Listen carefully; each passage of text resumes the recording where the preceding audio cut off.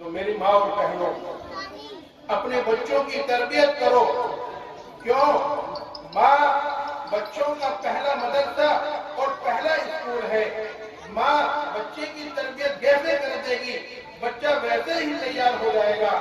ماں مصلی لے کر نماز پڑھتی ہے تو بچہ مصلی برابر میں بچھا کر کے ماں کی نقل کرتا ہے. ماں اگر ڈانس کرتی ہے تو وہی بچہ ماں کے برابر میں کھڑا ہو کر کے ٹھمکے لگاتا ہے. میری ماں اور بہنوں، اگر اپنی اولاد کو اچھا بنانا ہے، اپنی اولاد کو دیندار بنانا ہے، تو میرے ماں اور بہنوں، سب سے پہلے اپنے گھر کے ماحول کو تمہیں چینج کرنا پڑے گا.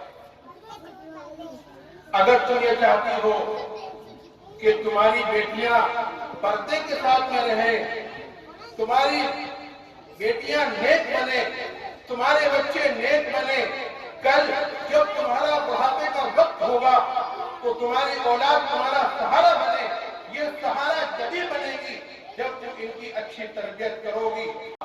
حجاب کے اوپر پورے ملک میں ایک ہنگامہ ہے. حجاب کے اوپر پورے ملک میں ہنگامہ ہے. حکومت نے سروے کرایا کہ دیکھو ہندوستان کی کتنی بچیاں ہیں، ہندوستان کی کتنی عورتیں ہیں جو اپنے سر پر نقاب رکھتی ہیں. افسوس افسوس ہے، افسوس ہے کہ اکثریت وہ ہے کہ ہماری ماں اور بہنیں اپنے پردے کو خود ہی اتار کر کے رکھے ہوئے ہیں. اور میرے دل کی یہ اڑن ہے کہ ہر ماں اپنے گریبان کے اندر جھانکے اور جھانک کر کے اپنے بچوں کی پرورش کرے.